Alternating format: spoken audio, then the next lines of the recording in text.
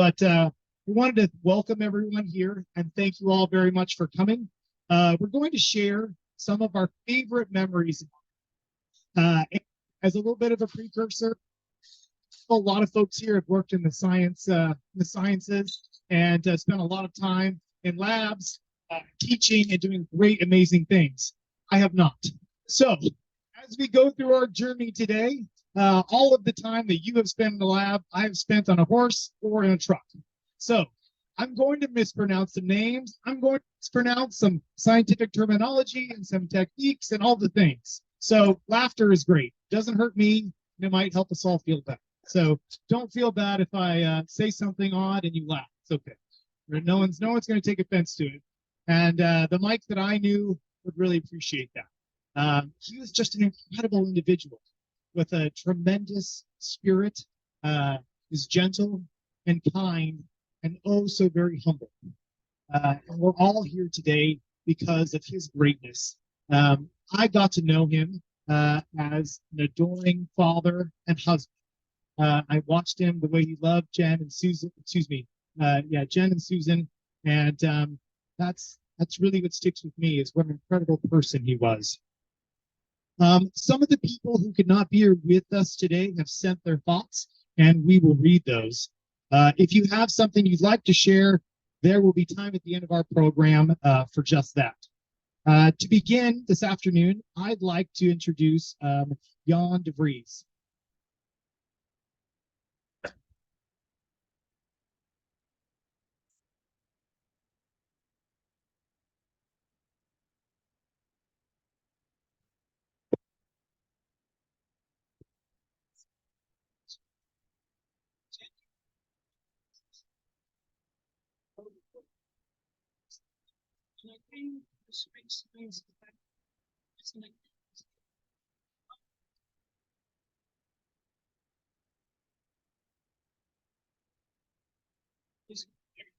Okay, let me try again. It was early January of 1965 when I came to the Space Sciences Lab. As an exchange visitor from the Netherlands, and Kinsey Anderson introduced me to Mike Lampton and told me I should work with Mike, who was one of the Kin graduate students. The other graduate students were Mac Chase, Hugh Hudson, Steve Caleb, Bob Lynn, and George Park. Mike was working on an experiment for his thesis, which involved electronic circuits to measure electron energy in the aurora. I quickly realized that I was lucky to be able to work with Mike. Mike knew so much about physics and engineering and was never too busy to answer my questions. Even if I didn't formulate my question correctly, Mike would question and answer them in great detail. The electronic circuits that Mike had designed and built were part of the payload for the Nike Apache rockets. These rockets were supplied by NASA and were to be launched from Fort Churchill, located by the Hudson Bay in Canada. One of the circuits were called discriminator. The function of the discriminator was to separate electron energy into different levels, and we had trouble developing a fast responsive discriminator while we tried various approaches without much success. One Monday morning, he gave me a book and said, "You should read this." The book explained the Motorola emitter-coupled fast-switching electronic integrated circuits. Well, that was going to take, and I felt that we didn't have much time left to start a whole new approach. Mike said, "I'm going to try a circuit." It got late in the day, and while I was leaving, Mike, "I'm going to stay a bit longer." The next morning, I came to the lab, and Mike was sitting on the workbench in the same way as I left the night before. It looks like you never left. I said, that's right. I worked through the night, answered.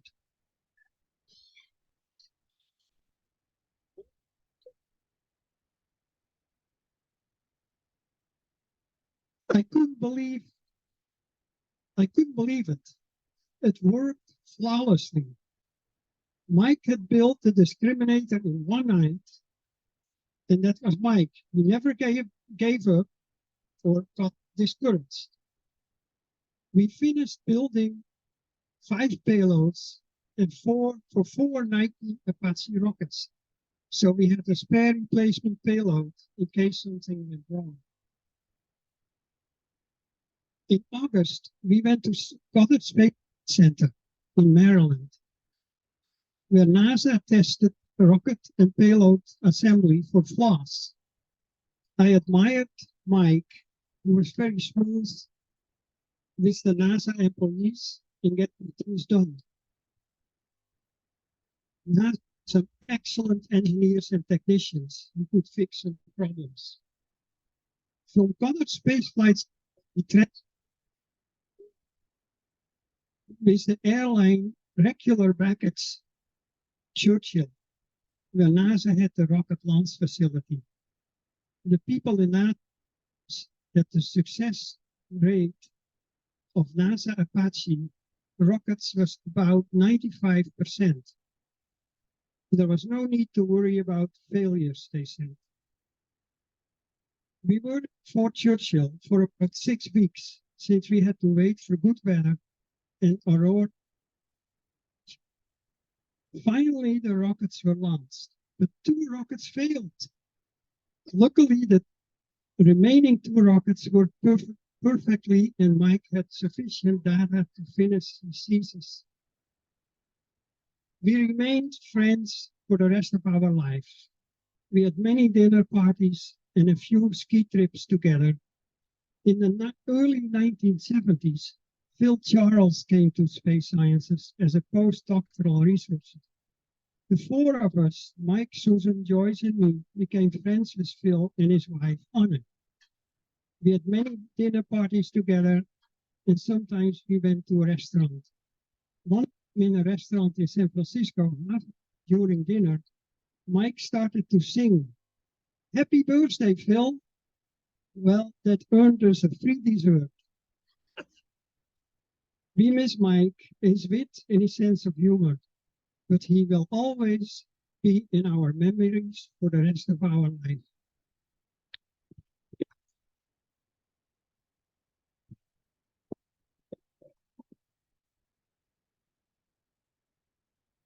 Thank you. A colleague from UC Berkeley, Dan Werthimer, is currently living in Japan, wrote, "Both Mike and Susan had profound influences on my life. When I was an undergrad, Susan was my wonderful teacher of astronomy and astrophysics. Susan somehow persuaded her Berkeley faculty colleagues into accepting my grad school application. So thanks to Susan, I know a bit of astronomy and I got into grad school. Then Susan instructed Mike to take me under his wing. Mike obliged. Before I met Mike, I thought I was the world expert on electronic instrumentation. I was wrong. Mike spent an enormous amount of time teaching me about detectors, pulse sharps, discriminator walk, PMT ion feedback, radioactive materials in the glass of a photomultiplier, tubes, and lists goes on and on. Mike was always eager to help with anything, and Mike knew everything about everything. If some of you think that I was the brain behind Berkeley's SETI experiments, I have managed to fool you. Many of the creative ideas, design, and implementation of Berkeley SETI came from Mike. When Mary Kate and I think of Mike, we'll always think of his wonderful mustache that waggled as he burst with brilliant ideas and enthusiasm, his playing of the beautiful Spanish guitar, classical guitar as well, his kindness, generosity, and warmth, and his love for all of us. Thank you, Mike, for giving us these gifts. Next, I'd like to welcome Mike Scholl.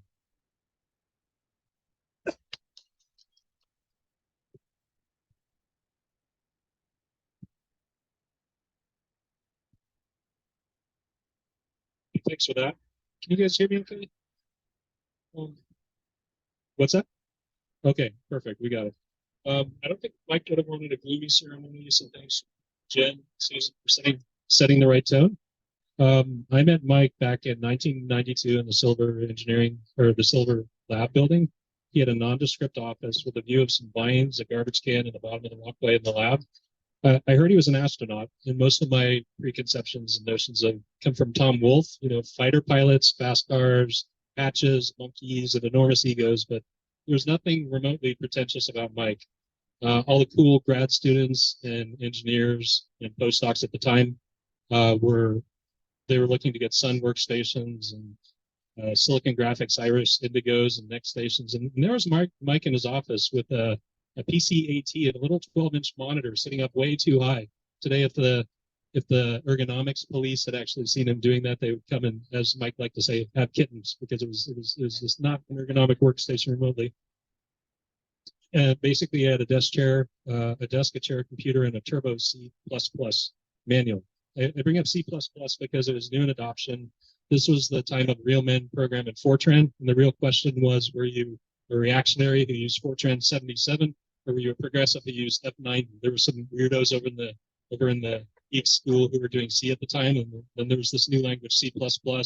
Everybody knew it was slow, it was stupid, it was useless, and this object-oriented programming thing didn't have legs. It was going to go away. And so I mustered the courage to say, "You're like a real scientist. Why are you using C++?" And he just said, all he said was, "Turbo C++. I love it."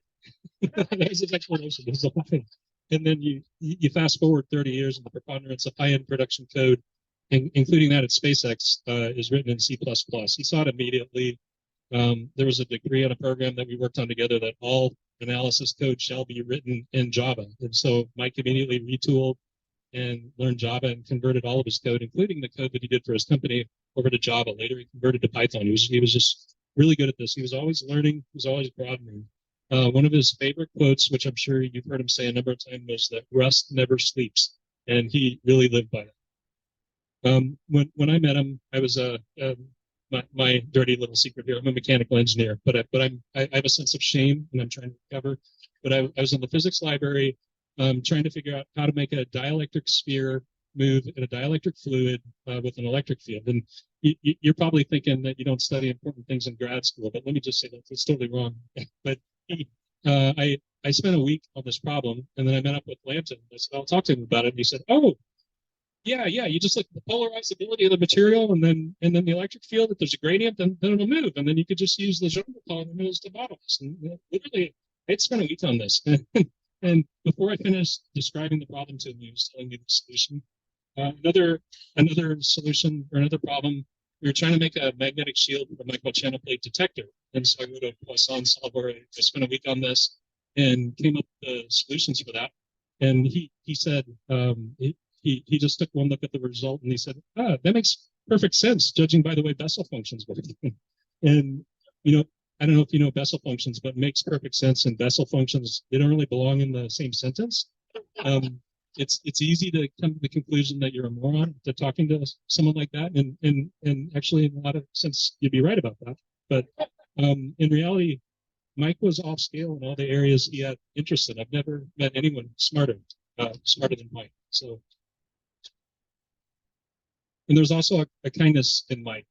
You've dealt with people all over. I once met a physicist, an optical physicist at Lockheed, and I asked him a basic optics question, and he handed me a book called Born and Wolf, which is this impenetrable book that you could spend 2 years reading. And he said, "Don't talk to me until you've read this." Mike would never do that. He wasn't that way at all. He was the opposite. It happily explained the physics sufficiently for you to solve your immediate problem. And he was so helpful with this that you actually had to guard yourself to a certain degree, because if you wanted to learn anything and just ask Mike, you'll never go through the pain of learning. And he was that good. He was the opposite, unapproachable that I've never experienced in that regard with the physicist. He also had a knack and a passion for boiling down complex concepts to simple explanations. In optics, he developed back in the envelope calculations for doing stray light. I've seen in industry they do stuff that's not as good. He wrote a Monte Carlo code to basically take all of the optics precision glass catalogs in Monte Carlo as way through them to get rid of color. in an optical system. I've never seen anyone do that. He has stressed, above all, understanding the basic conservation laws. So he introduced me and others to the concept of radiance and conservation of atom due in an optical system, as well as Kirchhoff's law of thermal radiation. Those, I don't know if you've taken these classes in engineering, but they're taught really badly, kind of a mess. They confuse the students. And Mike's take on this, with what he understood from this, he could basically jump to the conclusion and answer right away on any of these problems just by using those. And speaking of complex messes, in the development of the optical design for SNAP, he reduced Dietrich Kortsch's, who was the inventor of the basic telescope form for SNAP. He basically took what was an impenetrable mess of papers with mistakes in them and books that were impossible to read, and he wrote a paper on this, and he boiled it all down to a 2x2 reference. And I've seen that reference in many places since then. He was able to explain it. He taught me about noise. I won't go into great detail on this, but he basically, I said, how do you do signal to noise, Poisson noise, shock noise, read noise, and other? And he said, you just sum the variances and take the square root. And I said, okay, could you explain a little more? And he said, yeah, sure. The dark part, the sky and the signal, or shock noises. For the variances, I just use the rate times the time, and then for the Gaussian noise, just square it. Add them all up and take the square root. You're there, you're done. And he was right. And I can't tell you how many young Apple chief engineers I've explained this to at SpaceX and taught them that. Essentially, his simplified explanations. It's the basis of our faint object detection and also the tracking budget for space lasers. And so he has a wide reach. He also he had a passion for sticking to what was important, and he applied it to both technical problems and problems of personal interaction. I remember in the early days of DESI and Big Boss, we were taking a look at spectrograph design. So Mike dived in, as he always does, and he met some people on the East Coast building spectrographs, and he talked to them, and then he said to them, this is he incorrectly attributed one of their designs to a Santa Cruz professor named Lynn Pepps. And as Mike used to say, they had kittens. They went berserk. They sent out these emails that the hatred and fury of 1,000 sons of Mike, and they accused him of all kinds of things. And he didn't miss a bit. He just said, "Oh golly, I'm sorry," and then he went right back to the technical discussion. I was kind of floored by that. I said, "Mike, how do you deal with this people after doing that? After that invective?" And he just said, "My age, it just goes right back to me." It was great.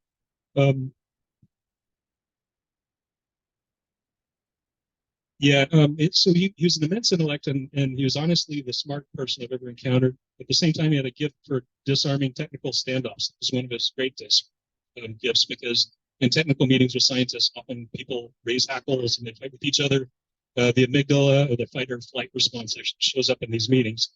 And he would defuse these with these self-deprecating statements that I thought were just really brilliant. When there was a moment of pause in the meeting, he'd say, "Beginner question here." Like he didn't know the material better. And he said, I was thinking about this problem in the shower. He said that on many occasions. And forgive me here, because poor memory is an affliction of the elderly, but then he knew the material better than any of them did.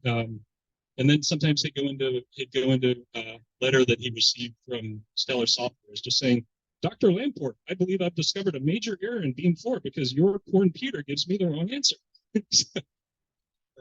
One of my favorites in '96, NASA on STS-75 was reflying an Italian experiment called Tethered Satellite.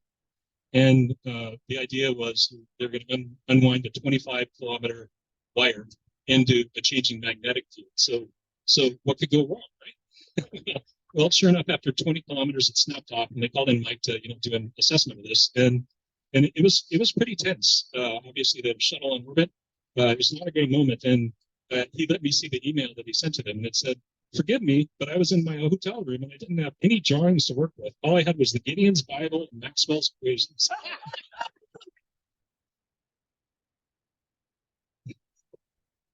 So I had the pleasure of hearing him announce a horse competition at Bottomley Farms, and he put the same zeal into that presentation that he put into every presentation he gave. One of the most interesting ones was at a SNAP collaboration. He gave a talk in the afternoon, but earlier that morning he had actually gone in for gamma knife surgery, tumor in his brain, and he didn't skip a beat. He went right to the presentation, did an excellent presentation for the entire collaboration. He also always was really good about giving credit to his collaborators. one day in 94, he marched through and he said, instrumentation breakthrough. That refining guy just made the most accurate and highest dynamic range time digital converter in the world. 4 picoseconds. And so I said, oh, great, are you going to patent this and make a fortune? He said, no, we don't patent, we publish. And you know, there are ICs based on this out there right now. In fact, I was in a meeting on a turbo pump where they were looking for something that could measure the speed while it's spun from 0 to 30K in about a second. And they're using the time to digital converter on that. I just have to wonder if Lampton's fingerprints are in that IC that was used for that. So with over 300 papers published on math, physics, optics, acoustics, and even philosophy, I can't begin to estimate the broad range of influences that. At the end of the day, you know who the biggest influences are in your life. Mike is that for all of us. He lifted up all of us and made us better. Thank you.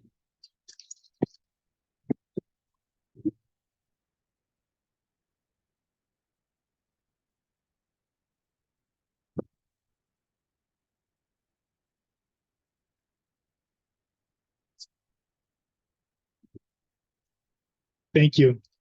Rod Andrew knew Mike through Beam 4, Mike's ray tracing software. Rod sent the following. I know there was a lot more to Mike than his tracing software, but it was part that I knew him best. I think I originally bought an early version of Beam on a 5¼ inch floppy. Remember those? For $89, but don't remember what brought us closer and more intimate contact. Then, over the years, I made a number of reports of bugs, suggestions for improvements, or requests for new features, of which I think the most valuable was the introduction of the bimodal surfaces, which, handled with care, gave Beam 4 a lot more power for the NSR tracers. Despite all this work, Mike never again allowed me to pay for any update. And this was before Beam 4 became open source and free. What I particularly appreciated in our exchanges was that he had very much his own way of looking at things. I would make a detailed suggestion, and he would offer me something almost like it, but not quite, usually better. I sensed more than an element of stubbornness, not to say scropiness, which rather endeared him to me. I would like to introduce Tim Miller at this time.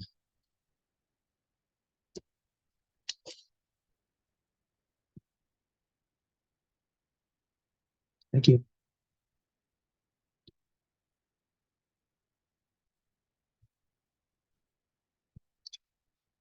Mike was an extremely clever guy. I remember a few years ago, he came into our office at LBL on April 1st with this write-up he'd done the night before about this crazy perpetual motion idea.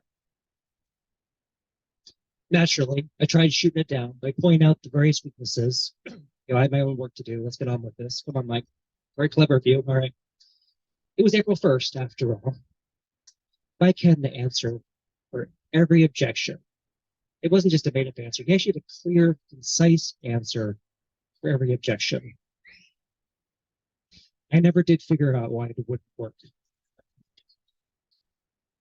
So as far as I'm concerned, Mike invented a perpetual motion machine.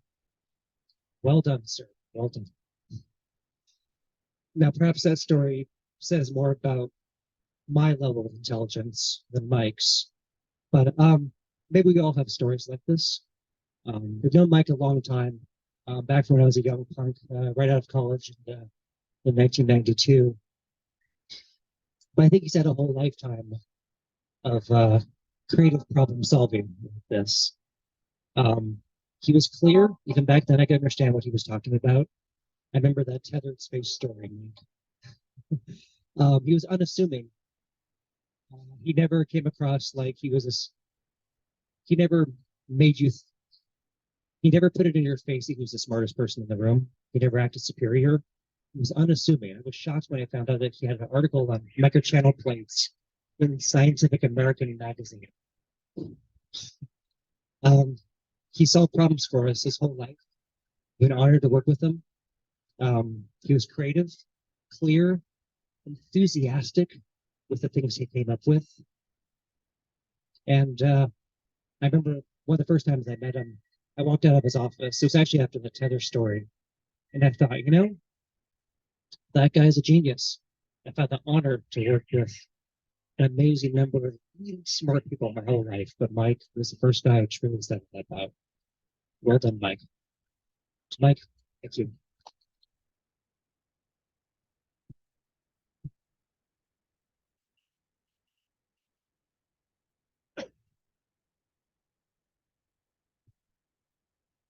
The following was sent by fellow astronaut Michael Fold. I was the youngest and least experienced member of the STS-45 team, which included Michael Lampton. With my recent PhD from Cambridge University studying laboratory astrophysics, Michael's resume was rather imposing to me.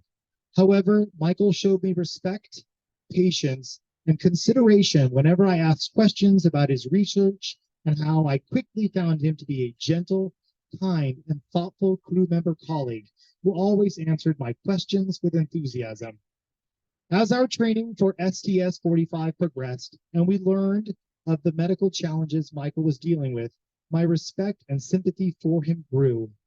I knew how Michael, just like me, wanted to fly in space. I wish he could have enjoyed the flight with us. It's now my pleasure to introduce Henry Fox.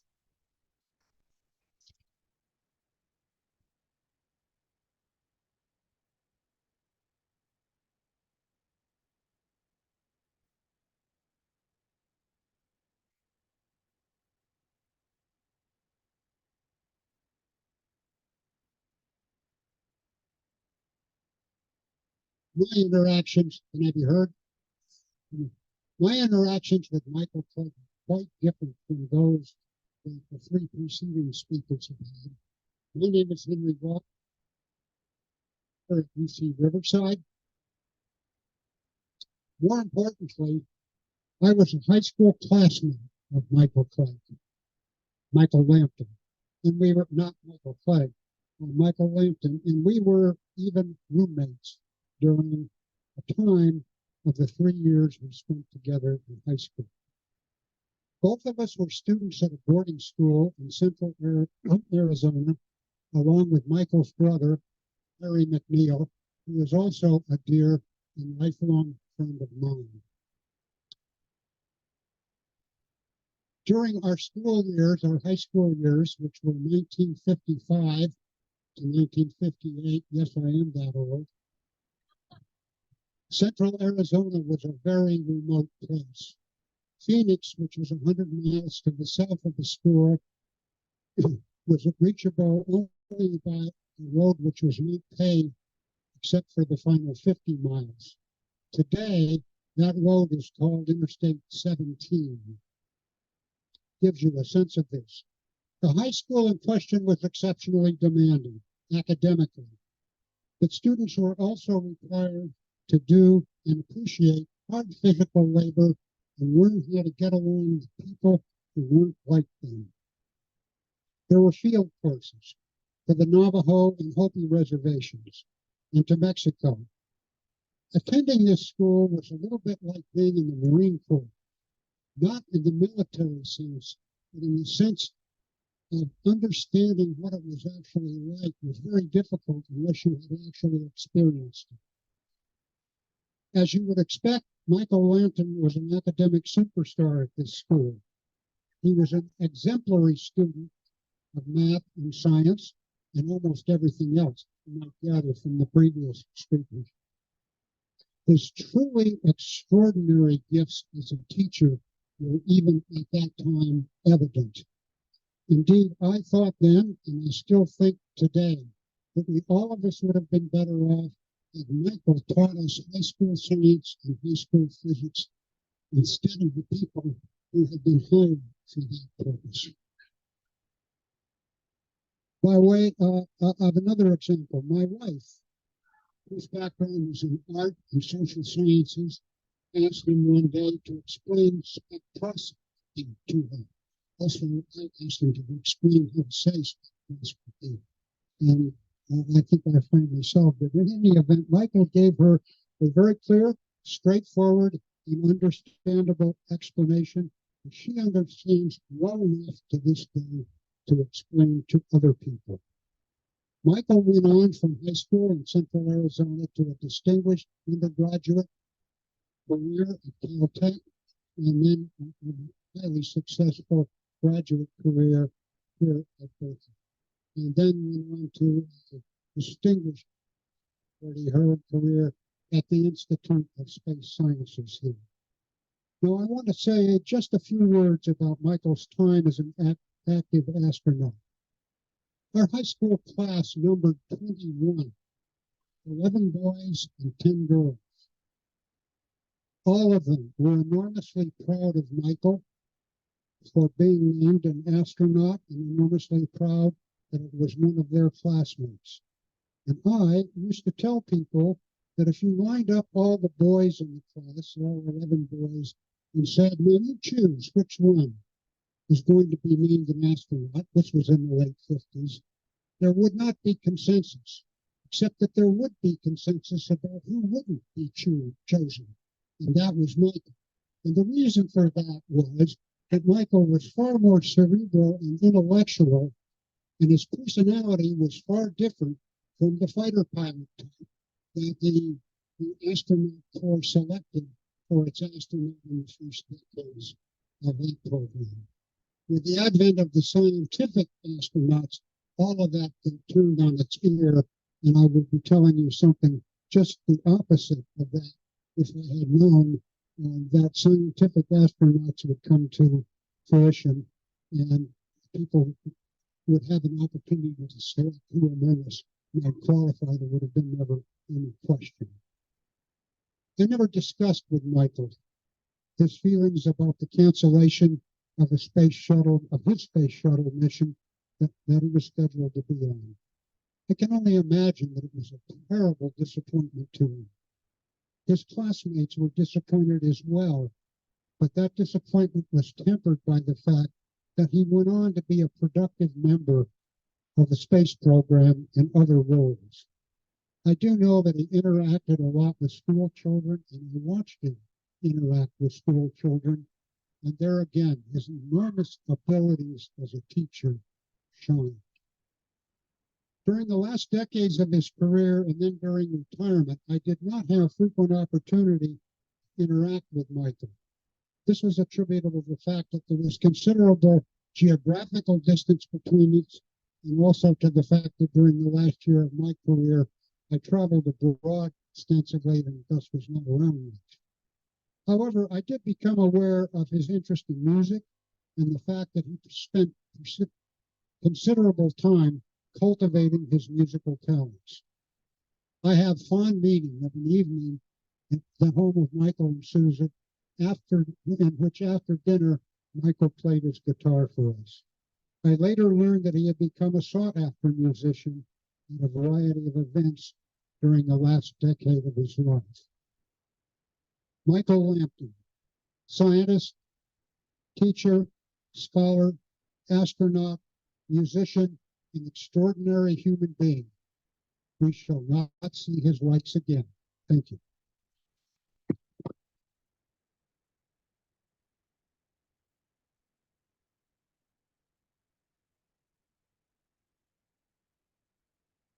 Thank you.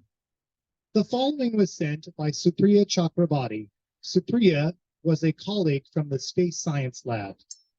Mike was a hero of mine who always found time to talk to me, help me when I was starting out at graduate student, which never stopped.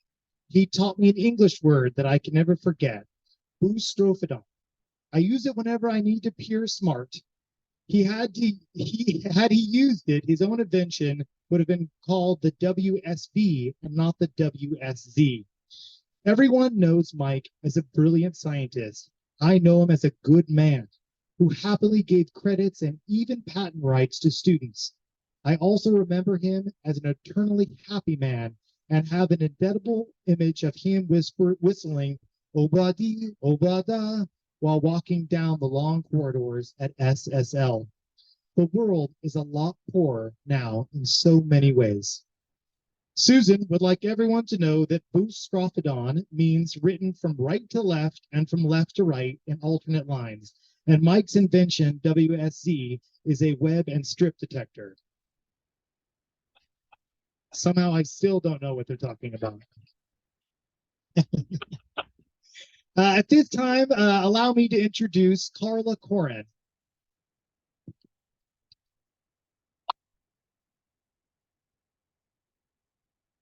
Hi, everyone. Oh, is it okay? Sound okay, good.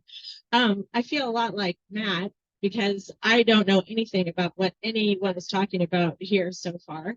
And I think that's really telling. I was talking to my son today about Mike.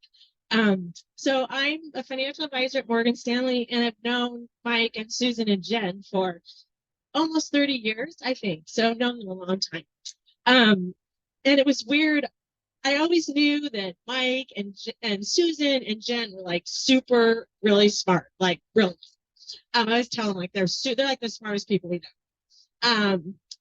But what's really telling is I didn't know so much about Mike until I read his memoriam that Susan shared. And I'm like, wow, okay, he was an astronaut and he was this and that. And I was just like, wow.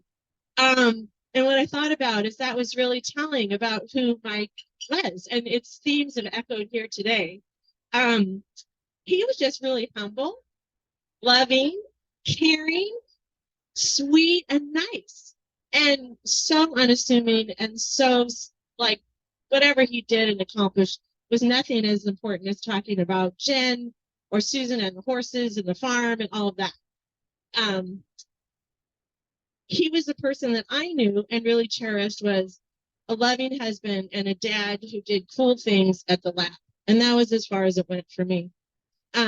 He was the guy who we shared stories with about where to eat really great food in Berkeley, or the guy I saw on the dance floor. So none of this that you guys just described. Just a super loving husband and an amazing dad. As my mom would say, he was a total mensch. It's like I feel attached to Mike and Susan and Jen. I remember we talked to Mike and Susan a few weeks before he died, actually. And I just remember on Zoom, and there he was, as always, so happy, laughing, smiling. I mean, every time we talked, that's who he was. And so many of you have described him like that. Just so amazing. So I thought one of the things that I would share is, because I can't share anything about any of these scientific or advancements, but I'm Jewish, and one of the things that's really super important in the Jewish religion is not to forget people who have died, that they're always part. And so I've been to, unfortunately, many services, and there's a poem, if it's okay, that I read that just really is something I think to take home. So it's called "When All That's Left Is Love" by Rabbi Alan Wall. So, sorry, I'm really emotional. Because I know how hard it is to lose a parent in particular. So when I die, if you need to weep, cry for someone walking the street beside you. When you can love me most by letting hands touch hands and souls touch souls. You can love me most by sharing your simchas, which is goodness, and multiplying your acts of kindness. You can love me most by letting me live in your eyes and not on your mind. And when you say Kaddish for me, remember what we teach. Love doesn't die, people do. So when all that's left of me is love, give me away.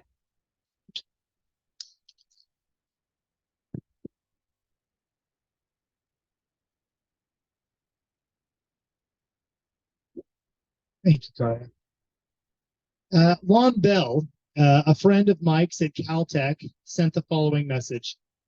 Mike was a vibrant participant in our extracurricular activities, and his presence played a vital role in shaping the culture of Lloyd House, our home for our junior and senior years. One memory of Mike stands out in my mind, the time he contributed to Fingal, our revered wooden tiki-like god of Lloyd House. Fingals sometimes spark envy in the other houses, making it a target for pilferage and ransom. To ensure its safety, Mike, who had worked at the JPL designing transmitter systems for spacecraft, secretly installed a state-of-the-art beacon and power supply system within Fingal. This covert operation allowed us to easily locate our beloved deity when needed.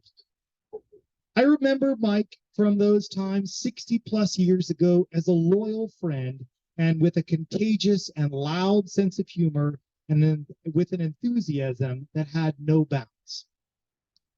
At this time, I'd like to welcome Mark Hurwitz.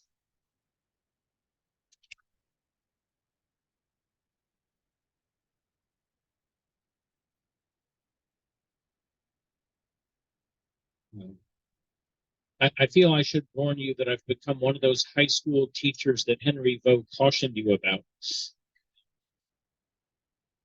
I'm not going to repeat many of the wonderful things that were said about Mike earlier. He was always ebullient, always active, but I don't think I ever have seen him more animated than when he told the story, and beginning to see nods, of the famous card stunt at Caltech. And I don't know if there's a recording of that somewhere, but it's a thank you, Susan. Okay, it's in the slideshow. I just wanted to speak about an event that happened about 9 months ago. I was supervising a student who was working on a research problem in anticipation, in preparation for a competition. And the problem seemed fairly straightforward. It turns out if you propagate sound through a cylindrical tube, the sound wave moves at about the same speed it does in open air. But if you do that through a corrugated tube, or a tube with sort of outpouchings of meaningful volume, it travels much more slowly. And so the student was charged with verifying this experimentally and explaining it theoretically. So the student did the experiments and confirmed that the effect was real, but then there was the challenge of explaining why. And he turned to me, and of course I was of no use. But I knew someone who knew a little bit about how sound moves, and so of course I got Michael involved. He was so generous with his time.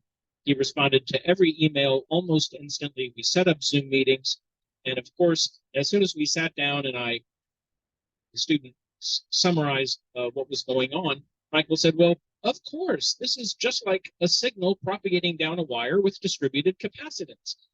And the student and I both nodded and said, "Oh, yes, it's just like that. Of course." Well, we knew that.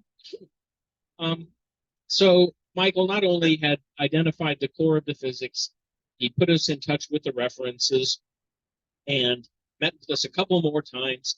On the second or third meeting, he provided 2 or 3 pages of Python code to sort of help the students see how all this would work.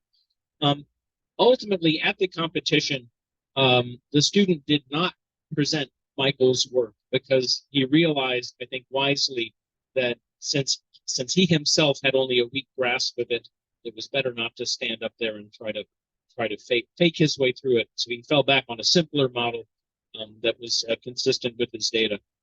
But anyway, I tell the story because this is a young man, 18 years old, who pretty much even as we speak, or within a couple of weeks, is starting a career in engineering or science at Stanford. And it's not unlikely that in 60 or 70 or 80 years, that young man is still, when he looks back on the events that really shaped his career and launched him in that path, he's going to remember this crazy smart Berkeley scientist named Mike Lampton that helped him through. So I just wanted to share.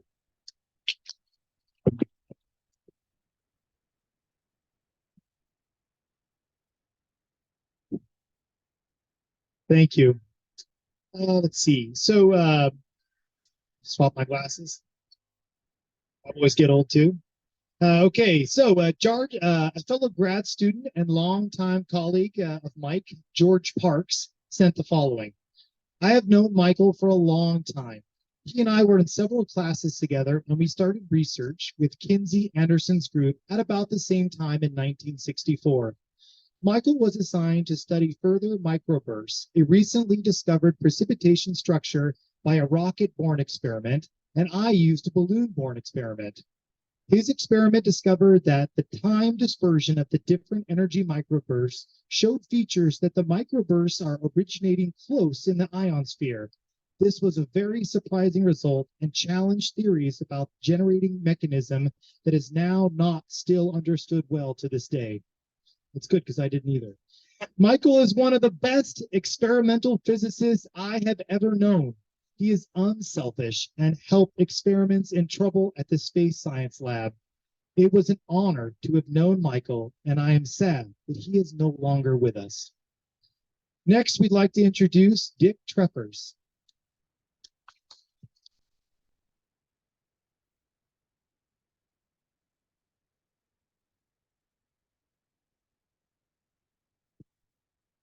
Can you read this? Garrett. I come to this path a little differently. I met Sue in 1969 when we were both graduate students. I thought I was actually sort of good at math until I met her, and became friends for the year there. And then one day, I remember I met my wife at the time, and we went to a party at Jack Welch's house, and Sue was talking to this rather debonair fellow. Thank goodness they found a match. It was an extraordinary thing to watch. I hate to say it, we watched her, and overjoyed to hear that this companionship has gone on so successfully for so long. I remember a couple of months later, Sue gave me a paper on loudspeakers. All these complicated formulae which summarize something that only he and she knew. But they wanted to test it out and built two enormous loudspeakers, which Woody Harrington, I believe, and I had the pleasure of carrying down to the house, down to the stairs, and I don't know if they will ever make it back up. I actually didn't work with Mike. I shared a couple of experiences and again found the same gentleness and just innate brilliance to the simplicity. The only other short story I have, or two more, is Sue is a flight instructor, and I was a student and learning how to fly a tail wheel. And I just after the lesson, where I did some terrible landings, I told Sue that we were expecting, or in that lingo, Donna was expecting in those era. And Sue turned bright red and said, "We haven't announced it, but so are we." And I actually have to see Jan there. Have to see Jan. Last time I think we saw you was when you were that big. Well, our lives continue doing things. We didn't really drift apart. We just didn't cross paths that often. And just before the pandemic a few years ago, Sue called or sent an email and said, "You want to have dinner?" So we went over to Sterling and were treated to beer can chicken. So in the listing of all Mike's accomplishments, chef should be added. So we have husband, father, inventor, and patent donor, who we will miss. So I would say it's been a pleasure having our paths crossed for so long. Thank you.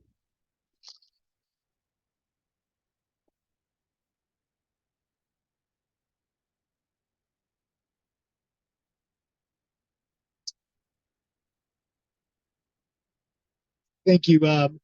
The following was sent by Claire Poppet.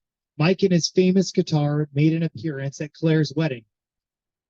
Working with Mike as a brand new postdoc made me feel like I had won the job lottery. And then I learned that he was also a beautiful human being. I am so honored to have had a small part of both of you in my life. A colleague from the Space Science Lab, Henry Weeks, wrote, "Michael was probably one of the smartest people I have ever met. also extraordinarily generous with his time and always ready to give credit to anyone else who had any part in anything he was involved in. He could give concise explanations of any science concept, and he was amazingly able to treat everyone equally with dignity and respect. Right now, we're going to read one more statement, and after that, anyone who would like to say a few words is more than welcome to come up and introduce themselves. The following was sent by Mr. Rick Chappell, the alternate payload specialist for STS-45 Atlas I, the Space Shuttle Atlantis. He writes, in remembrance and honor of Michael Lampton, the people on Spaceship Earth look at the heavens and are in awe of God's beautiful creation. The scientists on Earth look upward at that beauty and ask, how was it created? How is it changing? And what role can humankind play in understanding the magnificence of our universe and in protecting our fragile spaceship home? Mike Lampton is one of those scientists. Scientists are driven by curiosity about our world and our universe and have a strong measure of motivation and determination to find out how things work. They ask the questions, study what is currently known, and then build the instruments to look more carefully and with new insights into technical capabilities.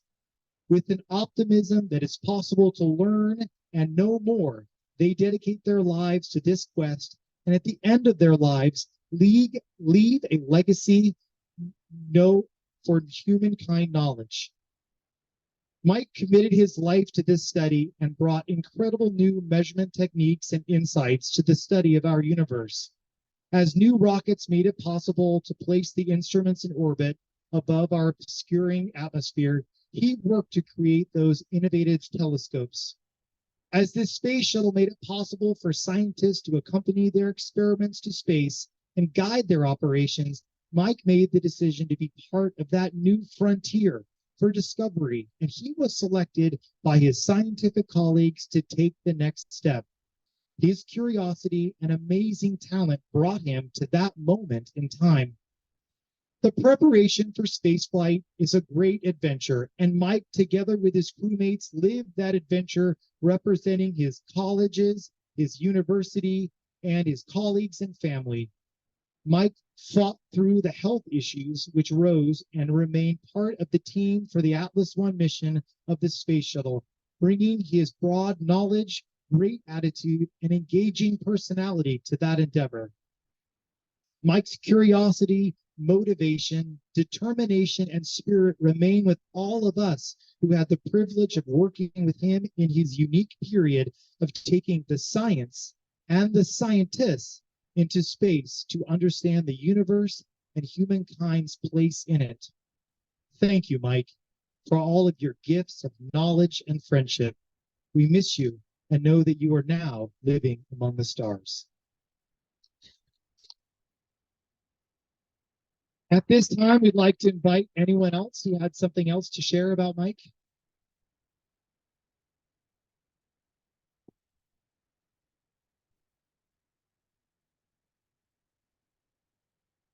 Of course, Mike would have this microphone fixed already. So I'm Mike's colleague from the UC Berkeley lab. I'm Michael Levy. Thank you. There was a prominent display of Jen on her competition horse, proudly displayed on Mike's desk at work. Mike was so proud of his family, proud of Susan as a role model for women astronomers and physicists, proud of Jen. I've heard regular updates on Jen's jumping competitions. His ownership of Bottomley Farm, the equestrian center, for a guy who didn't ride a horse, was an act of love. He had such an impressive intellect and yet so humble and willing to share his ideas and enthusiasm. He taught me the importance of being pragmatic in the face of complexity. We wrote several articles together, and he was my teacher when it came to the distillation of a problem into its elements and then committed it to code. I could never match his ability to write that perfect piece of software. In his realm, he was an artist. His prowess in crafting this flawless code was unparalleled, and I constantly admired it. It wasn't just the clarity of the code, but it showed off his methodologies and his approaches to solving problems, much of what we've heard today already.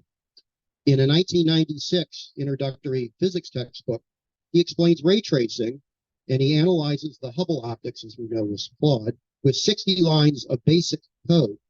It's a short chapter which epitomized his elegant and practical mind.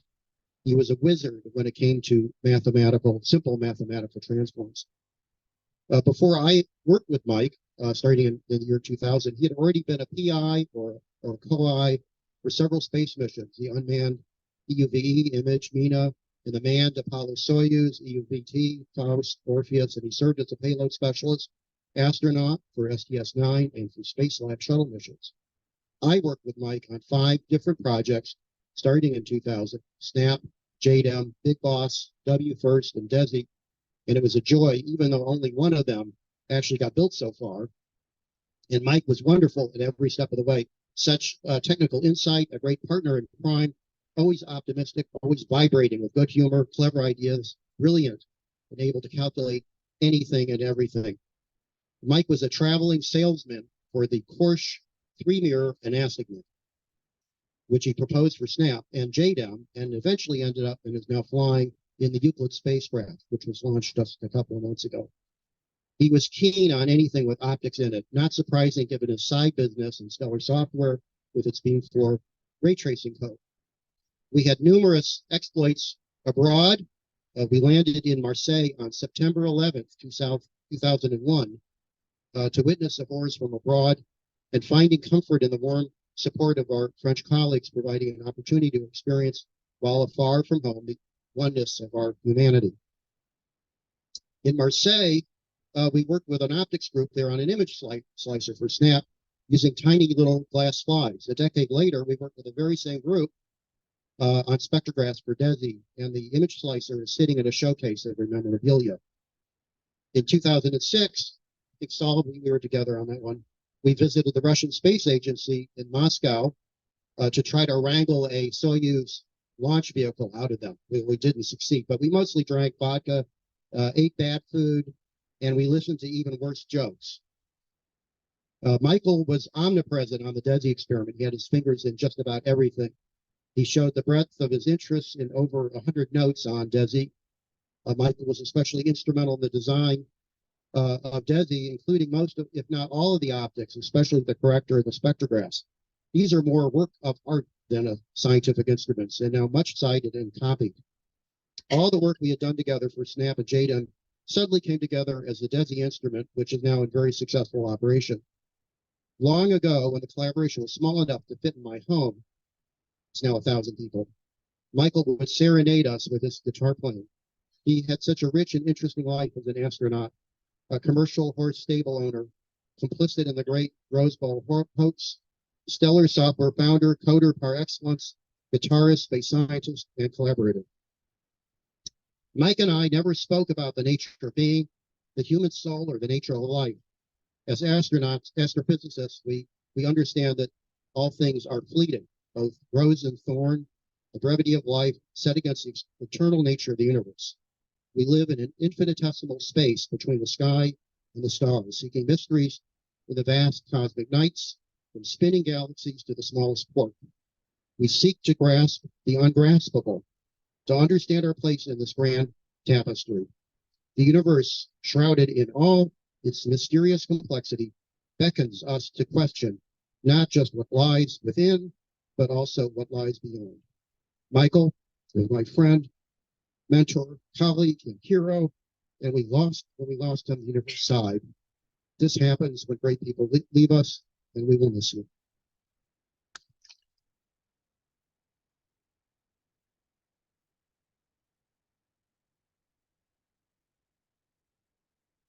Is there anyone else?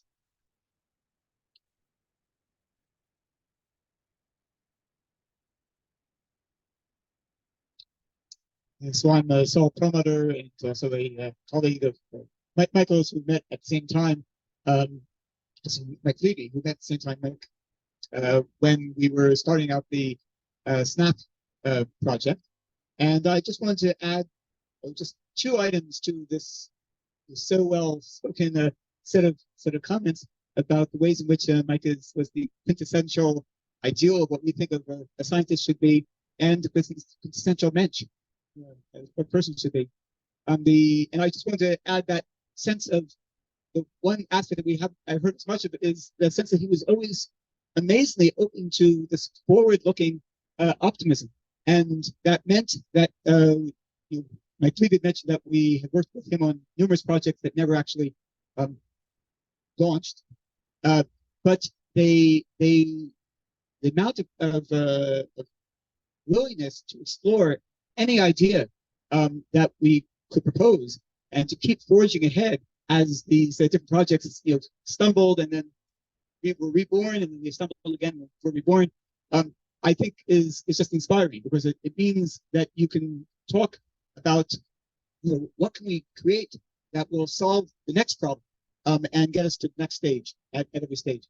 So this meant that even as of just the few weeks back, it feels like we were all in the midst of discussion of the next satellite project that we are now working on, which we hope will do the mission that we began working on back in the end of 1999. I just recently went back and looked through the email, and I see that there's over 1,000 emails from Mike, most of which are encouraging some idea or proposing a way of moving ahead to get past another stumbling block. So that was one aspect I just wanted to bring out, that sense of forward optimism, and that we all can still look to see, well, what can we do next?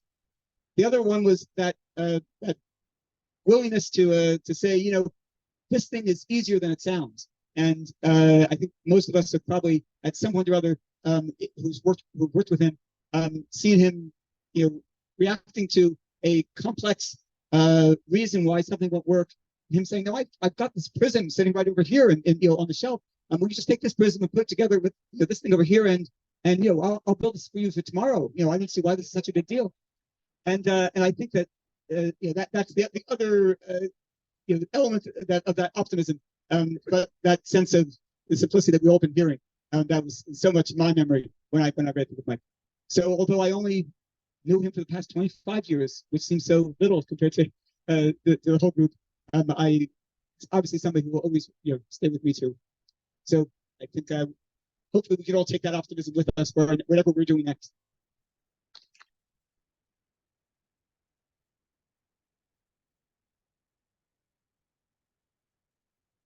Thank you very much. Is there anyone else?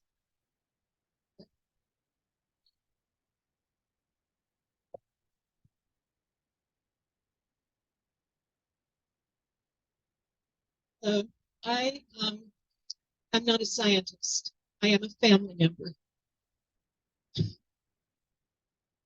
I'm Michael's sister-in-law, and I've known him for over 30 years. I was accepted into the family without reservation. And what I remember most about Michael was being invited to dinner, and him always saying, "Can I bring my guitar?" Well, I figured out really quickly that with the invitation, I had to say, "Michael, don't forget your guitar." And it was a big family dinner. There were a lot of people in the house, and it's a very small house. But our 6-year-old grandson, who's now graduated from high school, came up and said, "Uncle Mike, can you explain the Big Bang Theory?" And he did, in such a manner that even I could understand, because I am not a scientist. I always thought math was a completely foreign language that I never, ever understood.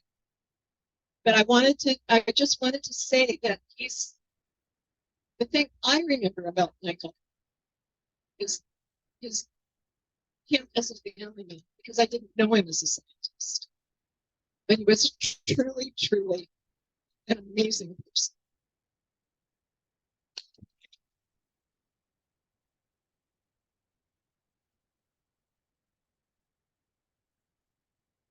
Thank you very much.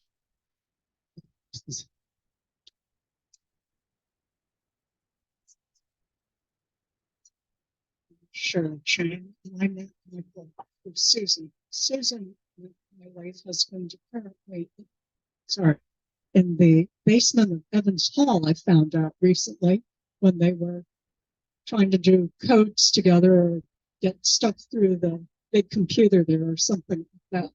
And then Susan learned to fly from my husband, Bill.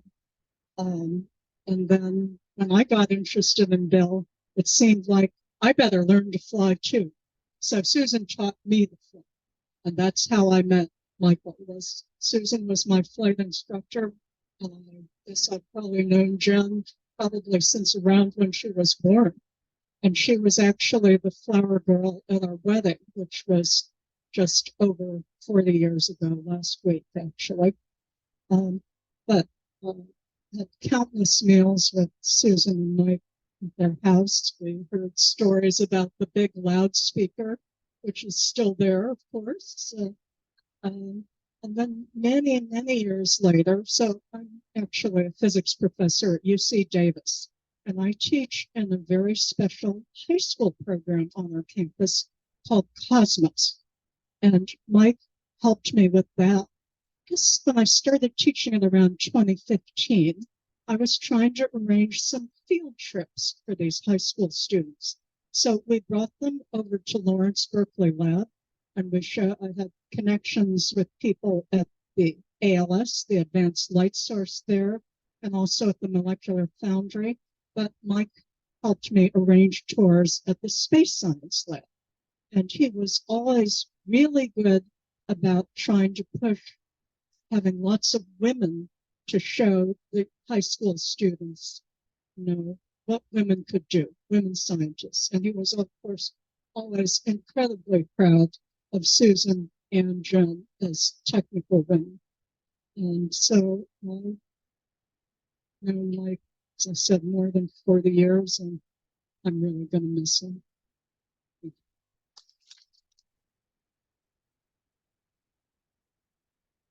Thank you. Anyone else?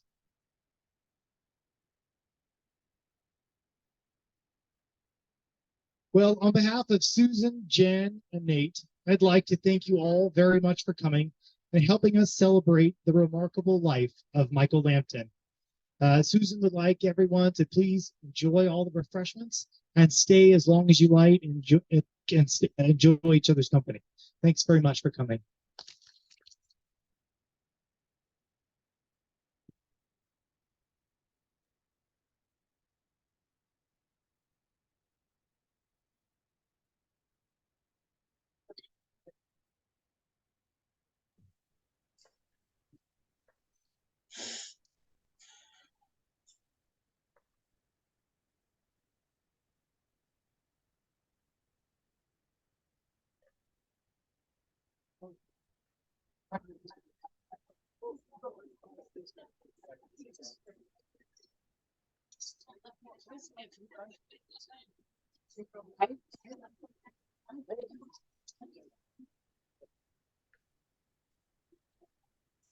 Bye, Angela. Bye, Ann. Oh, yes, yes. What time is it with you, Dan? It's quarter to one in the morning here. Yeah, no, it's not so bad. It's almost 8 in the morning now. Oh, oh, you had to get up very early then, in that case. Not too bad. Not too Mike and I spent a lot of early mornings together. Oh, But this is just one more. this is just another one. Yes, yeah. Oh, great. Well, nice